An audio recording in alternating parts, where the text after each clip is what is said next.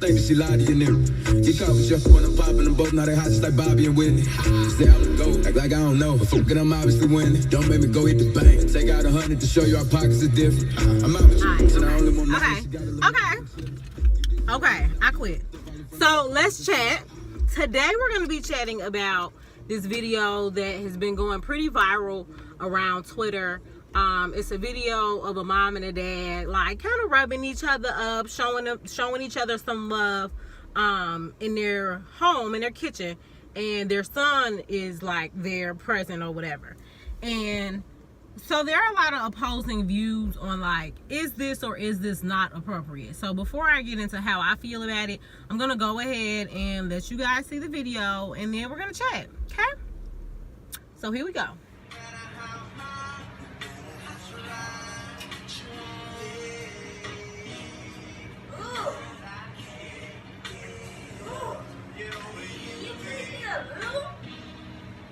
Grown folk business. Don't worry about this.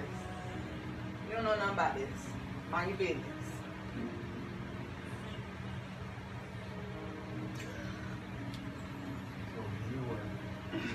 You didn't take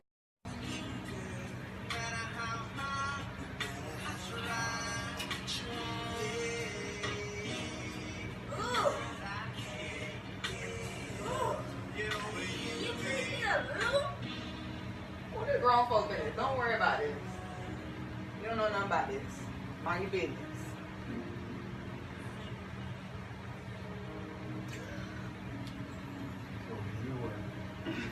You didn't take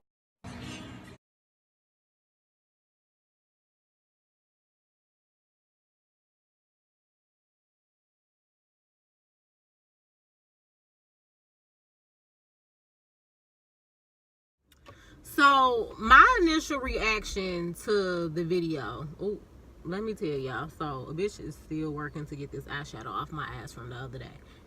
Don't judge me, it's coming off.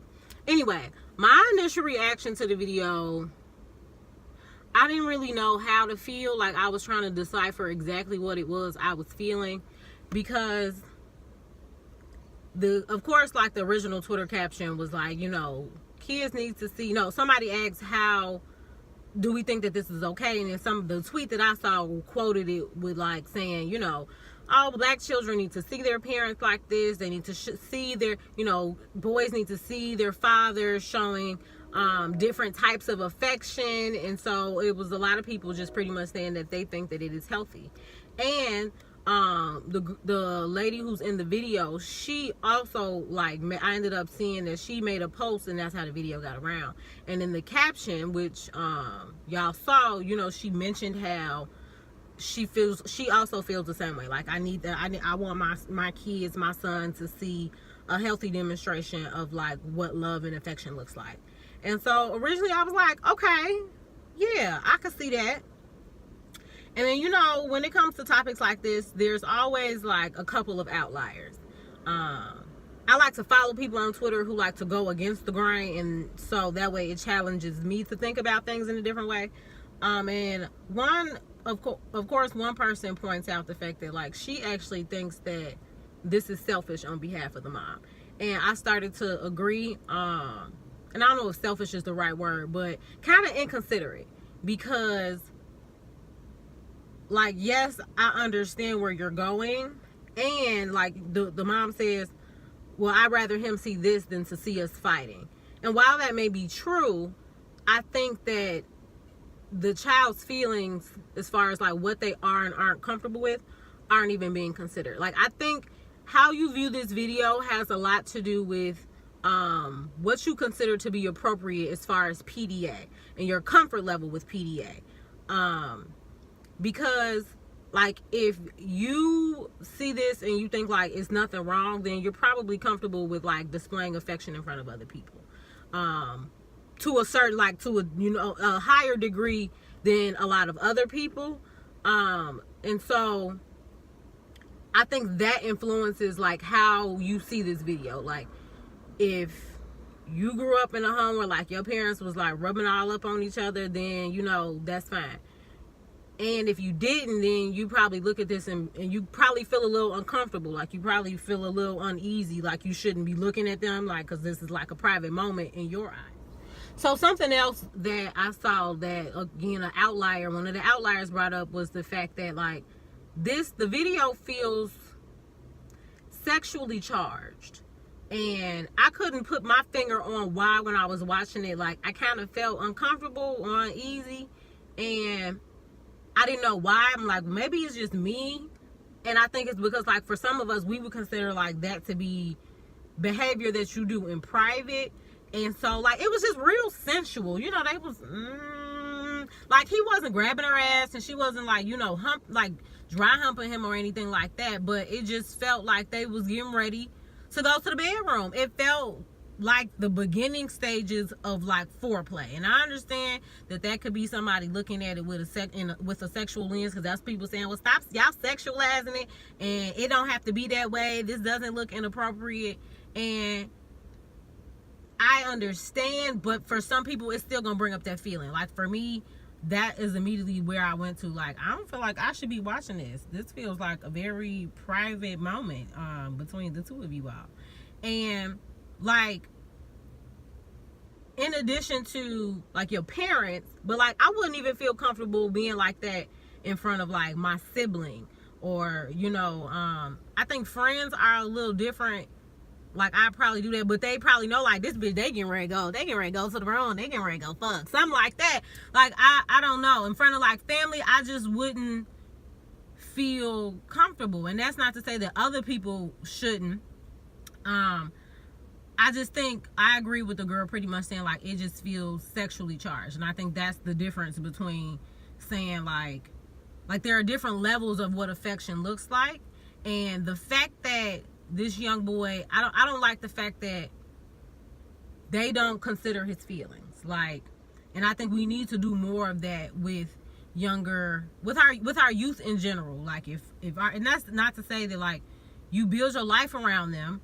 I just feel like if a child expresses, like, discomfort with something, we need to take that seriously, because we don't know, like, where that's deriving for, or sit down and take the time to talk to them about, you know, this expression of love or this expression of affection, and why it's important and how it should make them, you know, hopefully it starts to make them feel good versus, like, feeling uncomfortable. I think there's a conversation that needs to be had, and they're, like, to stop invalidating their feelings. And I talked about this in that boundaries video with the last video that not the last one, but the 2 videos ago, with just the importance of, like, respecting children's boundaries and how they feel about certain stuff, so that they feel heard.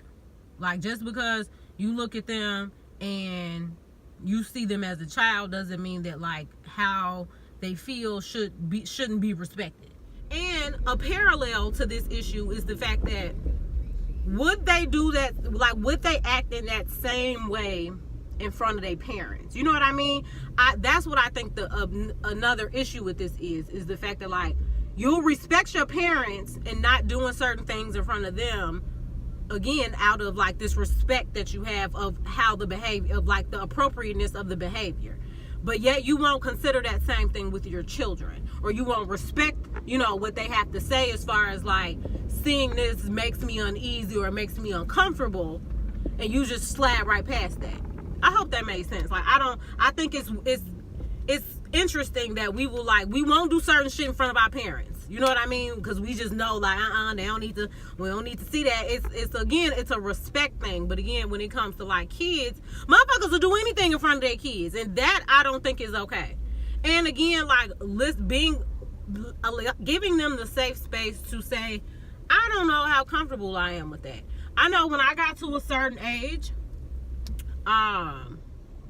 and I think my brother felt the same way too. We got to a certain age where, like, seeing our mother naked I wasn't as comfortable with it. And I understand, you know how black mamas be, this my house, blah, blah, blah.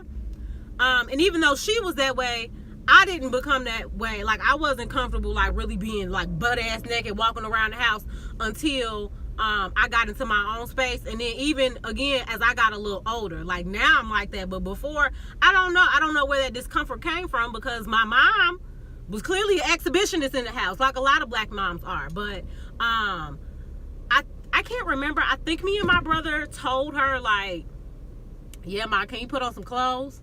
And so I think she took heed to that, as far as like making sure that when she was in the bathroom, that she reinforced that, okay, well, give me my privacy. Don't be busting in here while I'm in the bathroom, getting ready to get in the shower and stuff like that. So we, the boundary kind of worked both ways. So I think that it's little things like that if your children start to express that, you should kind of listen to them. Not to say that they negate how you live your life, but again, they live within your home too. And I'm glad that I saw her. I'm glad I saw the caption that went with this video, because at first I just seen the video, and of course people were spectating like, well, how you know that's even his daddy? How you even know they together? That could be the 5th nigga she seen this week. I'm glad homegirl cleared that up, because you know how niggas be like just trying to bring up, make it look like a bitch just ain't shit, So I get the point of where she was going. And I still think that his feelings need to be considered, and we need to just think about, like, if we wouldn't do this in front of our parents, then maybe we shouldn't do it in front of our kids, because our parents seem to get our utmost respect most of the time. Now I know it's gonna be some people that be like, I do whatever in front of my parents. That's you ain't no boundary respect having ass parents. I mean, I understand that's different for everybody.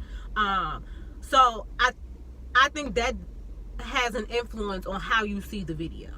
Like, if you grew up with your parents, like, rubbing each other down and stuff like that, then to you, that looks normal. And that's not to say that, like, you could grow up in a home where people didn't show affection like that and still not have a lot of love and affection in your life, because I'm like that. Like, I saw my parents, I think I saw them demonstrate a healthy amount of love and affection between each other. Like, they had moments where they would cuddle up or be sweet to each other or flirt and things like that, or give each other a kiss, but they wasn't never like slow grinding in the motherfucking kitchen together, rubbing each other down and shit. Because I'm like, can y'all get a room? That's where I think that comes in. But again, I'm not gonna say I'm not comfortable with PDA, because I am. A healthy level of it, appropriate level. But I think for some people, being what is and isn't appropriate is subjective. And that's why I say, like, you can really see this video through a couple different lenses, because yes, they aren't, I don't know how to, when I seen the video, it was tough for me to put it in words then, and it's tough for me to put it in words now. Like, again, I understand they wasn't, he wasn't grabbing on her ass and, shit like that, but it just felt too sensual for children. And the fact that you're filming it, the motives, that's, I think, that's what I think makes it a little odd too, is like, why are you showing us this? And something else I think was kind of redundant is the fact that, like, in the video, after the little boy said something, she said this was grown folk business. Well, bitch, why you doing it in front of him then? Make that make sense. How you gonna tell a child? That's what I don't understand. If there are certain things that you don't want a child to be privy to, why do it in front of them? Why demonstrate it in front of them to just tell them that when they inquire or they make a comment that it's not their business? That's not okay. And again, that's what keeps a lot of black kids from, like, expressing themselves or asserting themselves as far as, like, their feelings and their thoughts, because it's invalued or invalidated just by little shit like that. And people may say, like, oh, well, we grew up with that being told to us, yes, and that don't make it right. And a lot of people don't feel comfortable speaking up about anything because of shit like that. Because when they did, or they did try to say something or contribute something to the conversation or to whatever was happening, it was proven to be not valued. And so they take that with them. So you may see that and think that that's minor, but repeated moments like that can start a passive communication style in somebody, to put it that way.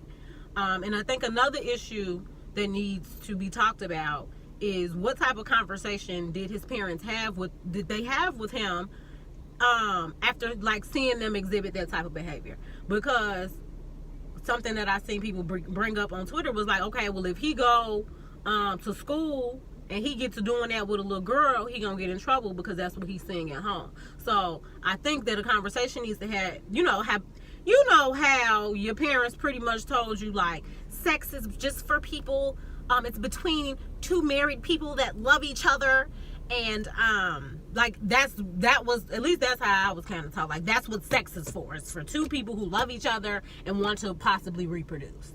And it's the kind of same thing that you have to do with shit like that. It's like, yes, mommy and daddy do this because we love each other, we care about each other, and you are too young to be engaging with another person in this manner.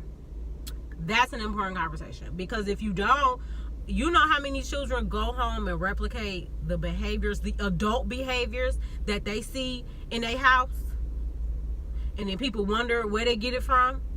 And that may just not be like, you know, I understand TV, music, all of that is an influence, but most of the time when a child goes to school and they start acting out an adult behavior, it's because they've seen it from adults in their home. That's like one of the telltale signs that a child has been abused or exposed to like domestic violence, because that's why we have play therapy. Children will act it out. They will find another way to express it, even if they don't necessarily verbalize it, or they just make inappropriate comments. I was having a conversation with somebody not too long ago, and we just started talking about how reckless we was when we were younger.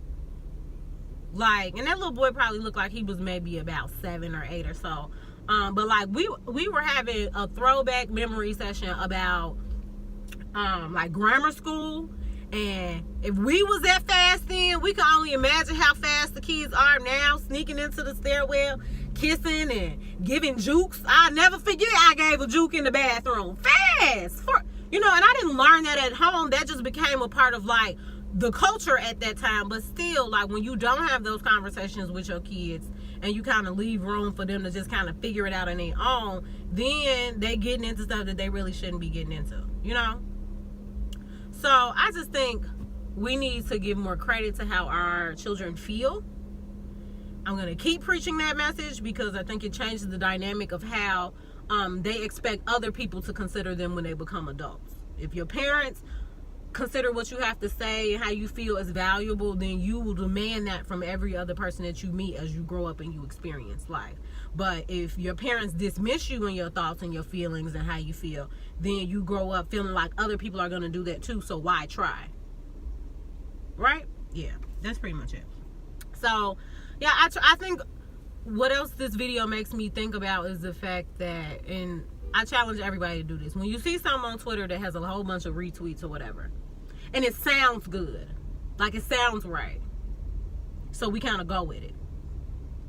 But start looking for the other side of things. Not to say that everything needs the devil's advocate, but I know I'm guilty of this, and I know other people are, like, falling into something because it's popular or it sounds right initially when you glance at it, but then when you really sit and think about it, you see all the other sides that could be underneath that.